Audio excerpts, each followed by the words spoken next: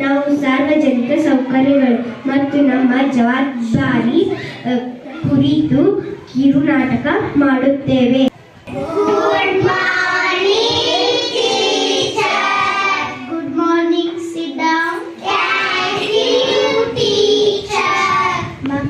ನಾವು ಸಾರ್ವಜನಿಕ ಸೌಕರ್ಯಗಳ ಬಗ್ಗೆ ತಿಳಿಯೋಣ. ಸಾರ್ವಜನಿಕ ಸೌಕರ್ಯಗಳು ಎಂದರೆ ನಿಮಗೆ ಗೊತ್ತೇ?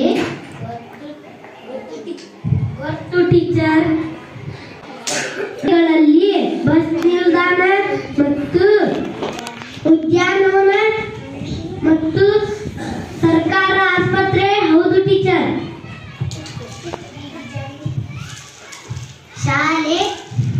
ಶಾಲೆ ಮತ್ತು ಶೌಚಾಲಯ, ಕುಡಿಯುವ ನೀರು, ಇವೆಲ್ಲ ಸಾರ್ವಜನಿಕ ಸೌಕರ್ಯಗಳು ಅಲ್ವಾ ಟೀಚರ್? ವೆರಿ ಗುಡ್ ಮಕ್ಕಳೇ. ಇವುಗಳಿಂದ ನಮಗೆ ಉಪಯೋಗಗಳಿವೆ. ಇವುಗಳನ್ನು ನಾವು ಹೇಗೆ ನೋಡಿಕೊಳ್ಳಬೇಕು? ಶಾಲೆ, ಬಸ್ ನಿಲ್ದಾಣ, ಸರ್ಕಾರಿ ಆಸ್ಪತ್ರೆ ಗೋಡೆಗಳ ಮೇಲೆ ಚಿತ್ರವನ್ನು ಬಿಡಿಸಬಾರದು ಹಾಗೂ ಏನನ್ನು ಬರೆಯಬಾರದು ಅಲ್ವಾ ಟೀಚರ್? ನಳವನ್ನು ಬಂದ್ ಮಾಡಬೇಕು. ಬಂದ್ ಮಾಡದಿದ್ದರೆ ಮಮ್ಮಿ ಬೈತಾರೆ ಟೀಚರ್.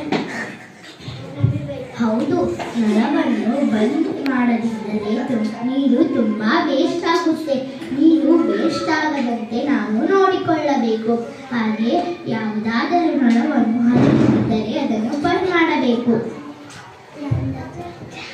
ಕಸ ಎಲ್ಲಂದಲ್ಲಿ ಹಾಕಿದರೆ ಹೆಡ್ ಮಾಸ್ಟರ್ ಬೈತಾರೆ. ಏಕೆ ಟೀಚರ್?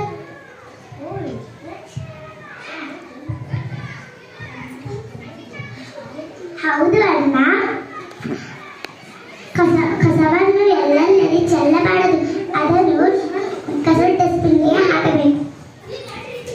ಇದ್ದ ಮೇಲೆ ನೀರನ್ನು ಹಾಕಬೇಕು ಹಾಗೂ ಸ್ವಚ್ಛತೆಯಾಗಿ ಇಟ್ಟುಕೊಳ್ಳಬೇಕು ಅಲ್ಲವಾ ಟೀಚರ್? ಹೌದು, ಶೌಚಾಲಯ ಬಳಸಿದ ಮೇಲೆ ನೀರನ್ನು ಹಾಕಬೇಕು. ಮಕ್ಕಳೇ, ನಾನು ಹೇಳಿದ ಹಾಗೆ ನೀವು ಹೇಳಬೇಕು. ಕಸವನ್ನು ಎಲ್ಲೆಂದರಲ್ಲಿ ಹಾಕಬಾರದು.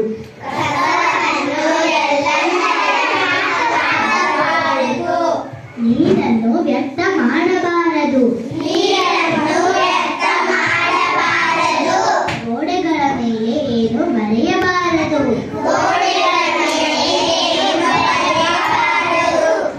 ನಮ್ಮ ಶಾಲೆಯ ವಸ್ತುಗಳನ್ನು ಹಾಳು ಮಾಡಬಾರದು.